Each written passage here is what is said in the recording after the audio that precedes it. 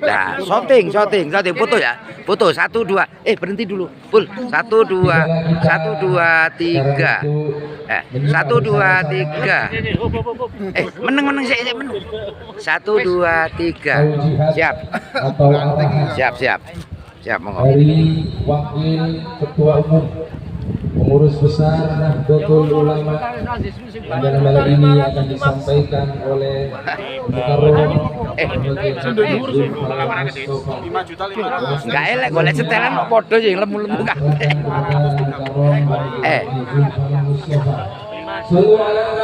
Abot aku.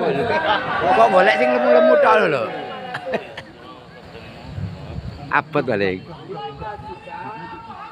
Allahumma sholli alaihi.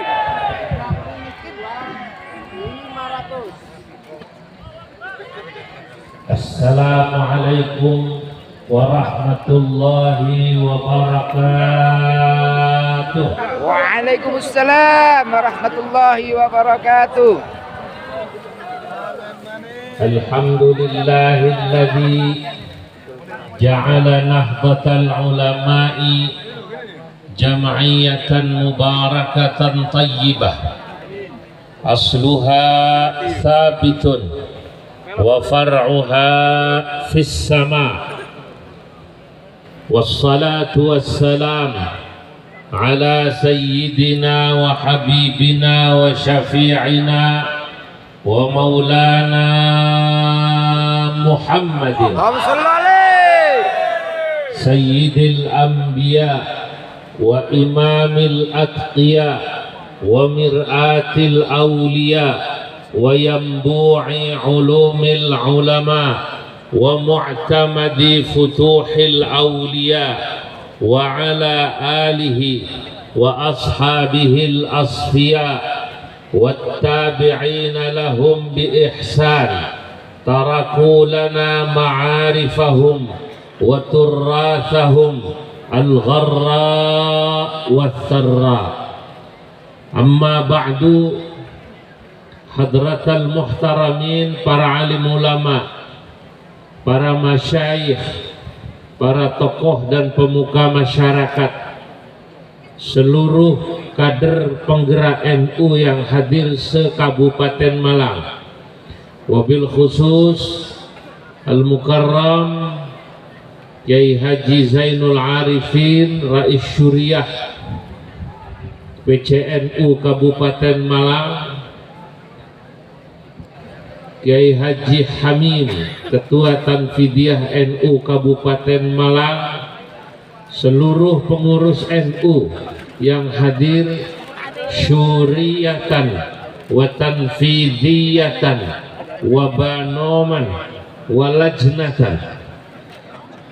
Di pagi yang mubarak ini alhamdulillah kita semua dapat berkumpul di lapangan di Gunung Kawi ini dalam acara apel akbar kader penggerak NU se-Kabupaten Malang.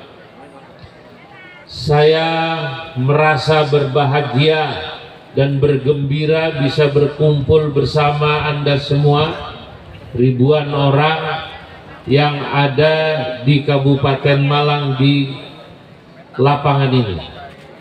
Para hadirin yang dimuliakan Allah, kita tahu bahwa Nahdlatul Ulama insya Allah pada tanggal 7 Februari atau lebih tepatnya 16 Rajab 1444 Hijriah, 7 Februari 2023 yang tidak lebih dari 3 minggu lagi akan memasuki usianya dalam 1 abad. Maka kita semua termasuk beruntung yang hadir ini, termasuk seluruh kader NU di Indonesia, insya Allah bisa menyaksikan NU masuk abad keduanya, saudara-saudara. Sebagai organisasi yang sudah berumur 1 abad, saya katakan tadi dalam mukaddimah saya, NU ini adalah syajaratun thayyibah, ibarat pohon yang begitu baik, begitu luar biasa.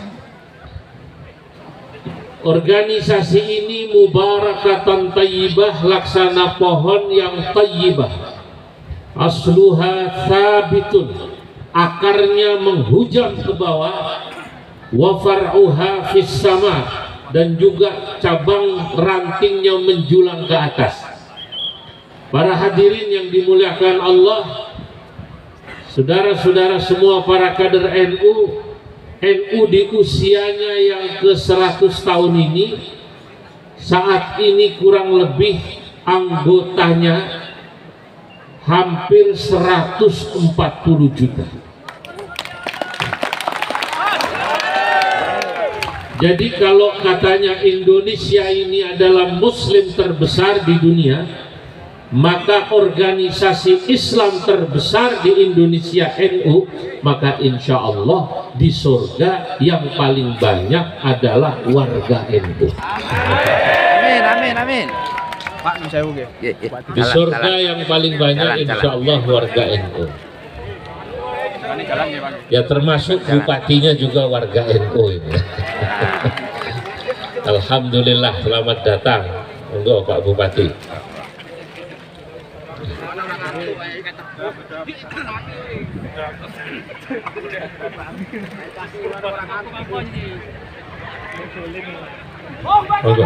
Allahumma salli ala Muhammad. Allahumma salli alaihi. Allahumma salli ala Muhammad. Allahumma salli alaihi. Allahumma salli ala Muhammad. Allahumma salli alaihi.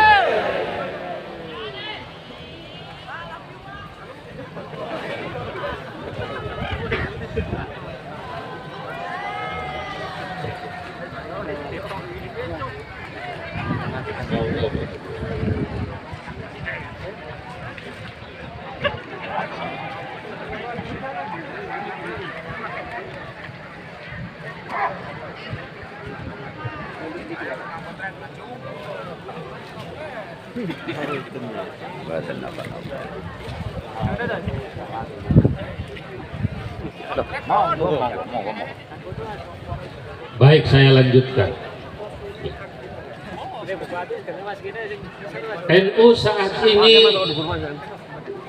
warganya kurang lebih hampir 140 juta. Itulah survei terakhir yang dikeluarkan oleh lembaga survei yang bernama Al-Farq. Ya, 140 juta ini ya kadang-kadang termasuk yang di pasar kalau Jumatan juga Jumatan ngakuni NU barang. Ya kadang-kadang kalau bulan Ramadan nggak puasa itu ngakunya ya tetap NU. Ya, tidak apa-apa, itulah warga NU yang harus dirawat oleh kita semua. Betul apa tidak? Yang harus didakwai oleh kita semua, yang harus didakwai oleh kader-kader NU. Di luar negeri cabangnya sudah ada di 34 negara. Jadi kalau panjenengan sekarang ini ada yang pergi ke Malaysia, di sana sudah ada PCINU Malaysia.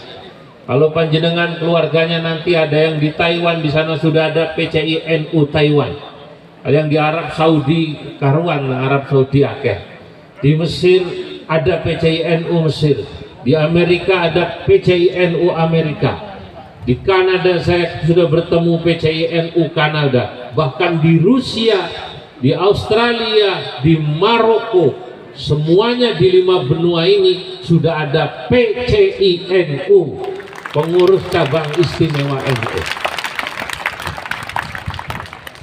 Pertanyaannya, kenapa NU 100 tahun ini menjadi organisasi terbesar bukan saja di Indonesia, bahkan di dunia? Saudara-saudara hadirin, itu yang pertama.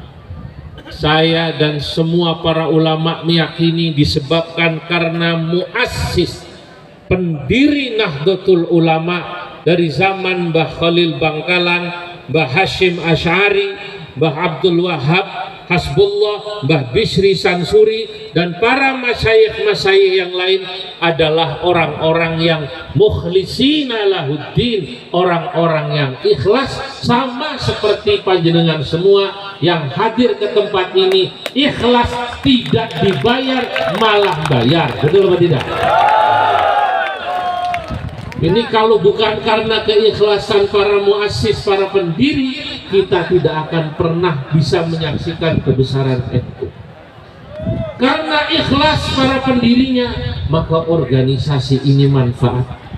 Semua warga NU merasakan manfaat, bahkan bukan saja warga NU, di luar NU semua juga merasakan manfaat keberadaan Nahdlatul Ulama, saudara-saudara.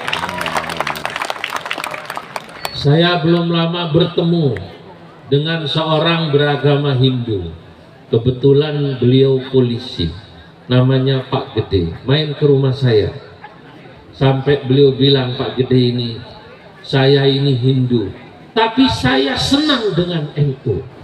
Saya berpikir mungkin kalau tidak ada NU, NKRI sudah bubar, saudara-saudara, kata dia. Kenapa? Karena yang betul-betul menjaga NKRI menurut dia, organisasi yang terus menjaga NKRI adalah Nahdlatul Ulama. Kenapa? Nahdlatul Ulama kadernya sejak kecil diajarkan cinta pada agama dan cinta pada tanah air dalam satu tarikan nafas. Itulah kenapa di NU kalau kita menyanyikan lagu Indonesia Raya, pasti juga nanti menyanyikan lagu Yalal Waton. Ini ditanamkan sejak kecil. Saya bertemu orang Katolik. Kebetulan dia adalah seorang pimpinan perusahaan besar sekali, perusahaan Astra internasional.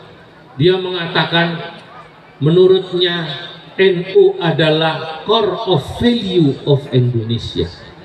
Sampean pasti manggut-manggut gak paham.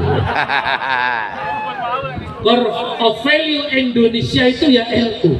Menurutnya orang kalau mau melihat seperti apa Indonesia masyarakatnya, ya sesungguhnya sifat-sifatnya, lihatlah warga NU. Kalau Anda melihat orangnya toleran, kalau Anda melihat orang yang tasamuh, orang yang banyak senyum, sopan, akhlaknya bagus, suka menolong, cinta sesama, humanismenya, kemanusiaannya tinggi, itulah pasti kalau Anda temui warga Nahdlatul Ulama.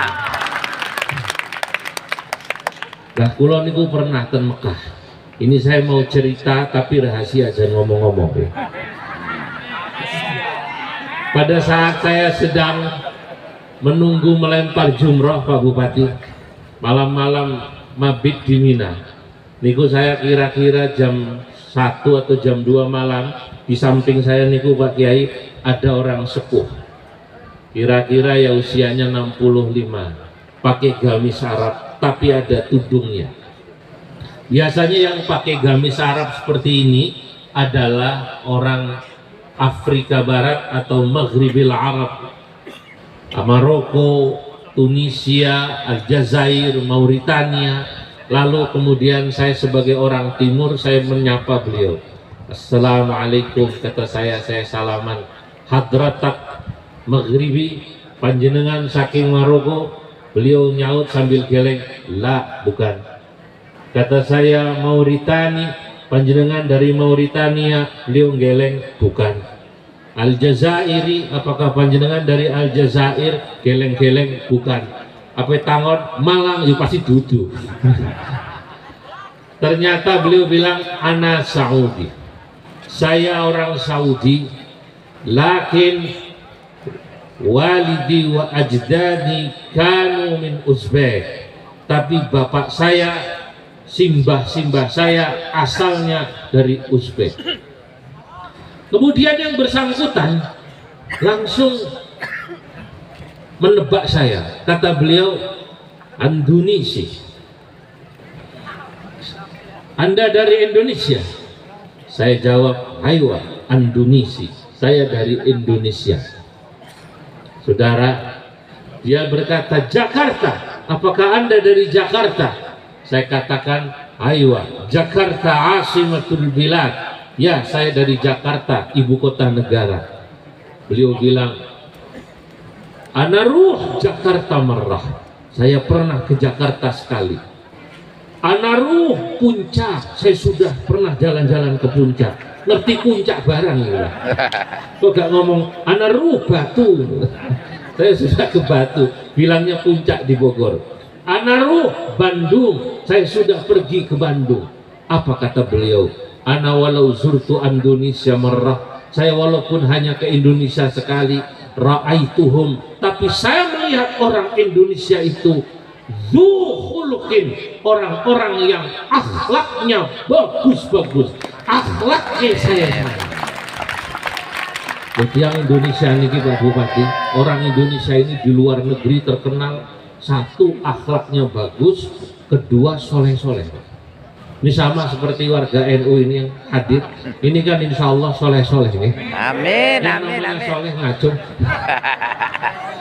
Ini dari wajahnya kelihatan rata-rata Al-Quran di luar kepala semua ini Pak. Kepala dendi, Quran dendi gitu. Nah, orang Indonesia ini saudara-saudara, kalau di Mekah itu terkenal soleh, akhlaknya bagus.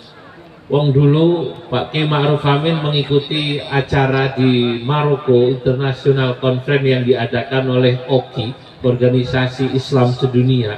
Itu Kiai Maroko bilang, Kiai, orang Indonesia itu soleh-soleh ya. Kata beliau, lu dari mana Anda bisa menyimpulkan orang Indonesia soleh-soleh? Lah itu Kiai, kalau di Mekah, kalau di Medina sembahyang subuh jam 5 itu orang Indonesia di dalam Masjidil Haram, di dalam Masjid Nabawi jam 2 sudah di masjid. Nah itu kalau di Masjidil Haram, di Masjid Nabawinya saja jam 2 sudah di masjid, bagaimana sembahyang subuh nang Malang gitu. Kata Pak Kiai Ma'ruf dalam hati, belum tahu dia kalau orang Indonesia itu kadang-kadang kebanyakan hajine haji tomat. Haji tomat itu lungane tobat balike kumat. Nah saudara-saudara, kita ini dianggap akhlaknya bagus. Maka kata orang yang di samping saya tadi itu bilang, ra'aituhum dzu khuluqin, saya lihat orang Indonesia akhlaknya bagus-bagus. Saya kemudian merendah. Tidak begitu Tuan, orang Indonesia itu orangnya sederhana, ilmunya juga mungkin ibadahnya dengan orang-orang Arab kalah. Tidak begitu. Orang itu akan terhormat dan dihormati manakala mereka memiliki akhlakul karimah. Nah ini yang dikatakan oleh tadi itu orang Arab. Saya pernah juga ke beberapa negara begitu, termasuk tadi itu orang Katolik, termasuk orang Hindu. Pada malam hari itu saya sedang berbicara dengan beliau orang Arab ini, yang orang Mekah, orang Saudi, tapi kelahirannya orang tuanya dari Uzbek. Dibuktikan Allah Subhanahu wa Ta'ala. Bagaimana cara Allah Subhanahu wa Ta'ala membuktikan? Kalau tesih lenggah ngeten niku depan-depan, kurang lebih saya duduk depan-depan Pak Kiai, tidak lama lewat orang Indonesia, sopan sekali, sampai bungkuk-bungkuk, amit-amit, permisi. Saya bilang monggo. Ini orang Arab langsung bilang, syuf hada khuluqul Indonesia. Coba Anda lihat, inilah akhlak orang Indonesia. Pas lewat di belakangnya ada tulisannya KBIH NU Jepara. Untung sing lewat NU. Karena yang lewat NU, rupanya mereka sopan, mereka kagum pada orang Indonesia karena delalah sing lewati tiang-tiang NU yang menjadi core of value Indonesia, inti daripada akhlak orang Indonesia yang santun-santun, yang halus-halus, yang berbudi pekerti, yang mayoritas adalah warga Nahdlatul Ulama. Saudara-saudara hadirin yang dimuliakan Allah, inilah juga yang membuat NU kemudian dicintai. Saya belum pernah melihat ada organisasi dicintai begitu merata di seluruh kalangan, dari mulai orang yang paling sepuh, orang-orang Thariqah, sampai anak-anak muda IPPNU yang memiliki kader seperti ini. sampai kemudian punya lembaga seni hadroh seperti ini, Ishari. Nek Muhammadiyah ini gak duwe ini Ishari. Betul apa tidak? Persis ini tidak punya begini, Pak. Saya pernah diundang mulutan sama Profesor Din Samsudin di masjidnya di Pejaten sana. Din Samsudin, tahu Din Samsudin ya? Dudu rokok Samsudin, dudu. Profesor Din Samsudin, mantan Ketua Umum Muhammadiyah. Itu kok mulutan tumben ada asrokonya, pakai hadroh.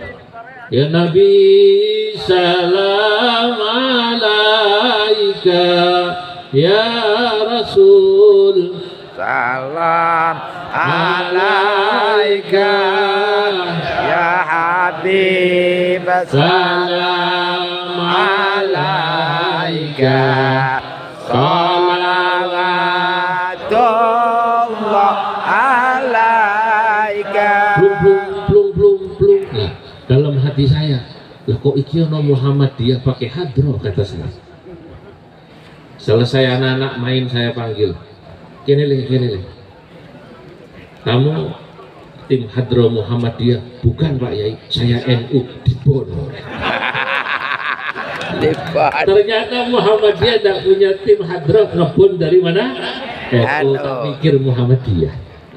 Lah saudara-saudara hadirin yang dimuliakan Allah, lah inilah yang membuat kita semua yang hadir di sini bangga menjadi bagian daripada warga Nahdlatul Ulama, organisasi yang dicintai di seluruh lapisan masyarakatnya, dari mulai yang tuanya sampai anak-anaknya.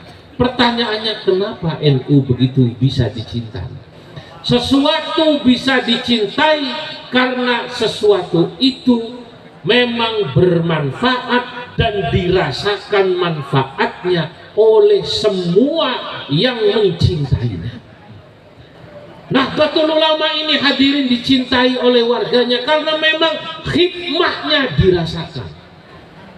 Maka kepada seluruh kader penggerak, mari sama-sama kita terus meningkatkan khidmah Jam'iyah Nahdlatul Ulama, pelayanan yang memang sejak dulu didirikan oleh muassis organisasi ini untuk khidmah kepada umat. Apa khidmahnya? Pertama, kita ini organisasi yang khidmah utamanya adalah khidmah diniyah, khidmah keagamaan. Baru yang kedua, khidmah ijtimaiyah, khidmah sosial kemasyarakatan. Hikmah keagamaan selama NU insya Allah dari sisi hikmah keagamaannya dirasakan oleh masyarakat, maka NU sepanjang keberadaan negeri ini bahkan ila yaumil qiyamah, sampai hari kiamat insya Allah akan tetap eksis di negara kesatuan Republik Indonesia, bahkan eksis di seluruh dunia. Allahumma sholli ala Muhammad. Allahumma sholli alaihi. Jadi ini yang terus harus kita jaga.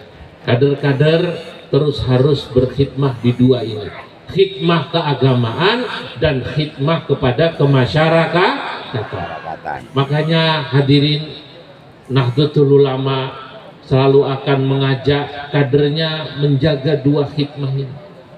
Masjid-masjid, madrasah-madrasah dijaga.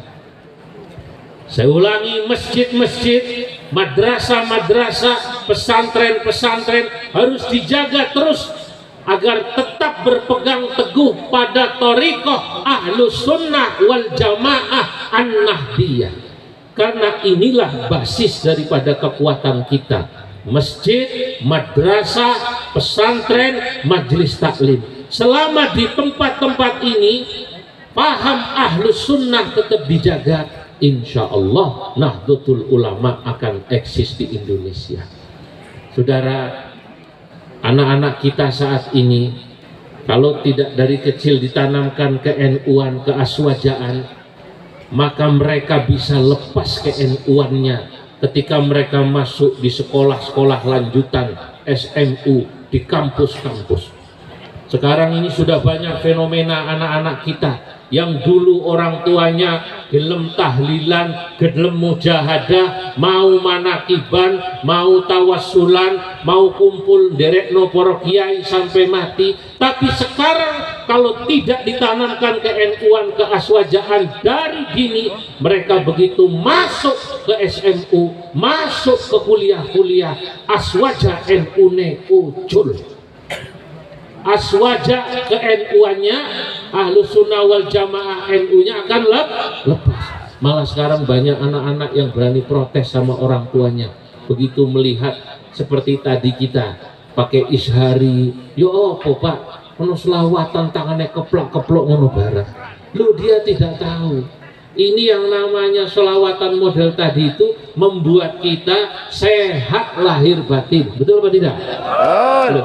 Sehat lahir batin, lahirnya sehat, jasmaninya satu keplok-keplok itu sehatannya Pak Dokter Umar itu. Sehat, gerak-gerak itu sehat. Batinnya sehat karena gembira. Orang cepat mati kok gara-gara stres. Betul apa tidak? Karena gembira ya enggak. Nah, makanya orang kalau udah tua, ada suami kok istrinya galak, nggak balik ke masjid ngomong, bu kopi, kopi. Biasanya bapak seperti ini cepat mati. Betul apa tidak? Oh dibentak terus kalau bojone sing wedok. Nah tapi kalau misalnya yang bersangkutan itu gembira, melo ishari gembira, melo NU gembira, insya Allah panjang umur. Allahumma sehat dunia akhirat.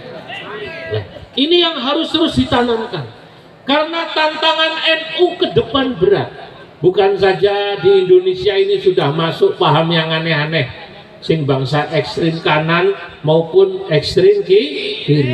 Paham-paham liberal sudah masuk yang mengajarkan katanya LGBT boleh, kawin sesama jenis boleh. Lo kawin lah wedok karo wedok terus lape laopo? Betul apa tidak? Nah kalau laki sama laki ini sebenarnya mau kawin apa mau adu pedang? Lah ini sekarang, ini kelompok kiri sudah masuk di Indonesia, begitu juga kelompok kanan sudah masuk di Indonesia. Kalau kita tidak terus seperti ini mempersatukan barisan, maka bisa jadi barisan NU terpecah belah. Tapi insya Allah kalau NU satu komando, koheren dari ranting harus taat kepada MWC harus taat kepada PC, pengurus cabang harus taat kepada pengurus wilayah taat kepada pengurus pusat atau PBNU. Insya Allah Nahdlatul Ulama akan tetap kuat dan besar di Indonesia, saudara-saudara. Jadi apel kader ini bagian daripada menunjukkan bahwa NU itu bukan hanya klaim anggotanya 140 juta. Maka nanti pada tanggal 7 Oktober, mari kita semua yang hadir di sini diniatkan 7 Februari 2003 kita niatkan hadir ke Sidoarjo. Siap hadir? Siap hadir? Siap. 7 Februari kita siapkan hadir jiwa kita dari sekarang ke Sidoarjo untuk meraih barokah terbesar atau barokah kubro. Barokah apa? Kubro, barokah yang banyak di mana jutaan warga NU dengan para masyayikh. Ini masyayikh yang hadir insya Allah nanti waktu puncak acara bukan saja dari seluruh Indonesia, tapi ulama-ulama dunia, alim-alim besar itu rebutan ini WA terus sudah mau dekat minta diundang, pengen melihat apa betul katanya di Indonesia ada organisasi yang warganya jutaan. Itu mereka ingin tahu, mereka ingin dapat berkahnya dari Mbah Hasyim Asy'ari, berkahnya para muassis. Jika ulama-ulama luar negeri, saya di WA, saya diminta sampai kemarin masih setidaknya ada 2-3 ulama Mereka pengen kumpul, pengen lihat ada organisasi yang berkah, umurnya 1 abad, warganya tambah banyak, pesantrennya di seluruh Indonesia ada 32.000, madrasahnya di seluruh Indonesia ada 20.000. Isharinya seperti tadi hebat. Mereka ingin lihat mosok awak dhewe iki sing NU sejak lahir tidak hadir ke Sidoarjo. Kita wajib hadir, betul apa tidak? Betul. Saudara-saudara, ini tantangan 1 abad kita berat. Paham-paham masuk, dan juga kita harus terus menata diri. Kata Rais Am kita, Romo Kiai Haji Miftahul Akhyar, kita jangan selalu bangga dengan jumlah yang katanya besar. NU terus harus menata diri menjadi organisasi yang memang warganya banyak, tapi juga organisasinya rapi. Saya boleh memberi masukan hari ini. Kita ini orang NU sering dikritik Pak Kiai Hamid. Apa bedanya NU karo Muhammadiyah jare? Muhammadiyah susah kumpul, gampang baris. Nek wong NU lho kok gampang kumpul, angel kon baris. Lah tenan ta ora? Lah sejak tadi suruh kumpul ini, tadi panitia Dokter Umar bilang katanya dalam laporan yang hadir Pak Bupati 16.000. Lah suruh penuhi lapangan itu cangkruk anak warung ngopi kabeh ngene. Lah ini masukan. Apa maksudnya? NU ini gampang kumpul katanya. Warganya banyak, jutaan, tapi susah baris.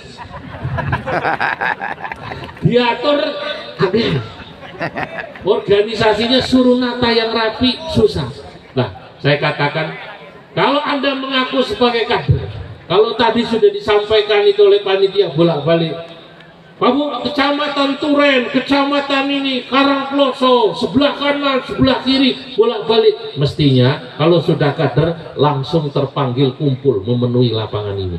Ini buat koreksi sekaligus agar ke depan kalau kita buat acara bisa gampang kumpul, gampang baris. Siap? Siap. Siap? Siap. Itu maknanya supaya rapi. Karena di sebagian daerah saya sudah melihat NU rapi. Alhamdulillah, saya tadi ditanya Pak Ketua PC Romo Kiai Hamid, ataupun jenengan sudah banyak keliling Indonesia, hampir rata. Wongkai saya malam Sabtu baru kembali dari Hulu Sungai Tengah. Hulu Sungai Tengah itu adanya di Kalimantan Selatan. Kalimantan Selatan pernah memiliki tokoh ya yang menjadi ketua umum PBNU terlama termuda. Siapa? Al-Maghfurlah Dr. Kiai Haji Idham Khalid, menjadi ketua umum PBNU pada usia 36 tahun. Masya Allah, alim di Amuntai, terlama dari tahun 50-an sampai tahun 80-an, 36 tahun. Saya ke sana Pak. Nah, yang mereka dereng mereka ya, sampun dereng. Dereng. Maca selawat kamilah toh. Kalau biasa baca sholawat kamilah biasanya sampai Kalimantan Selatan. Allahumma sholli sholatan kamilatan, jadi keliru. Allahumma sholli sholatan Kalimantan Selatan. Nah, saudara-saudara, saya sudah ke Sumatera, saya sudah ke Sulawesi, mutar seluruh Indonesia sampai Papua. NU besar di sana-sana. Ada yang memang sudah mulai rapi, ada yang menuju rapi, ada yang sudah solid. Di Papua saya kagum, di Bovendigul meresmikan masjid sekitar 6 tahun yang lalu. Di tengah hutan NU punya madrasah, membangun madrasah 3 lantai. Saya kaget kan, pas hadir yang hadir 3.000 di tengah hutan. Itu orang semua, bukan orang hutan, warga NU semua.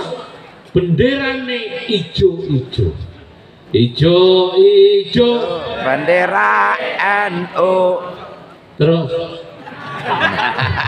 lah NU, bahkan NU membanggakan di beberapa daerah koin NU-nya jalan. Di Cilacap itu koin NU-nya 1 bulan terkumpul 1,6 miliar. Malang pinter ya, ya. Dereng ya. Nah ini saya ceritakan supaya semangat. kader NU supaya semangat dari mulai Ibnu sampai atas. Nek Cilacap sing kecamatannya gak ono 33, Malang kabupaten kecamatannya berapa? 33. 33, harus bisa lebih dari situ. Tiap bulan kemarin saya dari Cilacap, insya Allah nanti besok malam Jumat hall di Pondok Kesugihan juga saya datang lagi. Laporan ketuanya, setiap bulan terkumpul koin NU 1,6 miliar.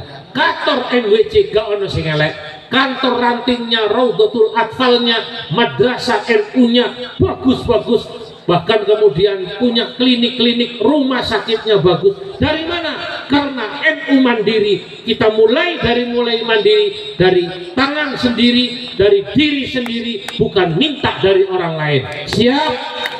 Itulah kader. Saya makanya katakan sudah tidak zaman kok kemudian orang NU itu minta ke orang, ya arhamar rahimin irhamna. Tak uno. Kita urunan. Punya kantor hebat. Gapura Sumeneb kecamatan, ada satu kecamatan NU memiliki aset 400 miliar lebih karena memiliki BMT Syariah Jawa Timur. Dibuat di Sumeneb, yang bikin NWC Gapura. Saya ke sana beberapa bulan lalu sebelum hadir haul di Mbah Hamid Pasuruan. Saya dipameri ketua PC, niki Kiai, kita punya MWC yang sukses. BMT-nya, Baitul Mal wa Tamwil Syariahnya dibentuk 12 tahun lalu. Sekarang cabangnya ada 100. Panjenengan mau tahu berapa modal dasarnya? Modal awalnya hanya 400.000. 400.000 sedikit, tapi karena mengelolanya bagus tadi, karena barisnya rapi, organisasinya apa? Rapi. 12 tahun sekarang sudah punya cabang 100 BMT di seluruh Jawa Timur, asetnya 400 miliar lebih. Kenapa? Karena rapi organisasinya. Nah, makanya kita harus menempatkan kader-kader yang tepat di tempat-tempat yang tepat. Ojo guru nahu ku pengen jadi kepala BMT bubar. Betul apa tidak? Kebetulan direktur BMT-nya ini adalah alumni pesantren, tapi juga kuliahnya manajemen dan ekonomi. Tantangan kita juga berat karena NU ini sekarang sudah punya visi yang ditulis, merawat jagat, membangun peradaban. Kalau yang pertama yang dimaksud merawat jagat, kita ingin selalu bahwa bumi ini kita rawat agar tempat kita hidup ini insya Allah terus baik, tidak rusak lingkungannya. Maka PBNU itu membentuk relawan nanti untuk membuktikan bahwa NU itu merawat jagat. Pada nanti puncak harlah 1 abad ada relawan kebersihan yang muda-muda dimanapun, tidak boleh kita melihat sampah jatuh di bawah, langsung kita ambil. Siap? Siap? Siap! Supaya masyarakat tahu kalau NU ini jutaan tapi bisa bersih, tidak ada sampah berserakan. Itu merawat jagat. Kita juga merawat jagat agar jagat ini bisa ditinggali anak cucu kita sampai nanti hari kiamat. Maka NU akan terus di bidang lingkungan, ya, mengajari masyarakat merawat lingkungannya. Tapi bukan saja itu, NU ini juga membangun peradaban manusia yang hidup di jagat ini. Hari ini kurang lebih di 250 titik sudah selesai diadakan halakoh fikih peradaban. Betul ya? Di pondok-pondok. Dalam halakoh fikih peradaban ini kita ingin mengajak warga NU agar tahu bahwa peradaban dunia ini tidak sedang baik-baik saja kalau kita tidak menjaganya. Saudara-saudara, kita tahu di Ukraina perang sama Rusia. Yaman masih perang. Di beberapa negara perang. Kenapa? Karena mereka seringkali menjadikan kepentingan politik atau kadang-kadang menggunakan agama dan lain sebagainya untuk memenuhi kepentingan politiknya, dan dunia tidak menjadi harmoni. NU terdepan menyuarakan dalam membangun peradaban, bagaimana kita membangun peradaban dunia yang damai. Jangan pernah menjadikan agama untuk alat politik. Termasuk NU menolak politik identitas NU. Para pengurus NU dari mulai PB sampai cabang ranting diajari, jangan pernah menggunakan bendera NU, kop NU, lambang NU untuk kepentingan politik. Kenapa? Karena para muassis mendirikan NU untuk khidmah diniyah ijtimaiyah. Nah, gerakan kita gerakan semacam ini. Jangan gerakan-gerakan yang membuat warga NU pecah. Kita sudah susah payah seperti ini, mari kita jaga warga Nahdlatul Ulama. Hadirin yang dimuliakan Allah, terakhir saya ingin berpesan kepada semuanya, marilah kita tetap terus menjaga sifat-sifat yang indah ini yang didirikan oleh dan diajarkan para ulama kita, yang di bidang tasawuf, di bidang akidah kita mengikuti paham Asy'ari Maturidi, di bidang fikih kita mengikuti mazhab 4 khususnya Imam Syafi'i, dan di bidang tasawuf kita terus mengikuti Imam Ghazali dan Imam Junaid, dan terus mengajarkan paham yang moderat, toleran, anti kekerasan, dan terutama cinta pada tanah air dan cinta pada negara kita. Sampai di sini semoga manfaat. Mari sama-sama kita lanjutkan acara ini sampai selesai. Wallahul muwaffiq ila aqwamit thariq. Wassalamualaikum warahmatullahi wabarakatuh. Waalaikumsalam warahmatullahi wabarakatuh.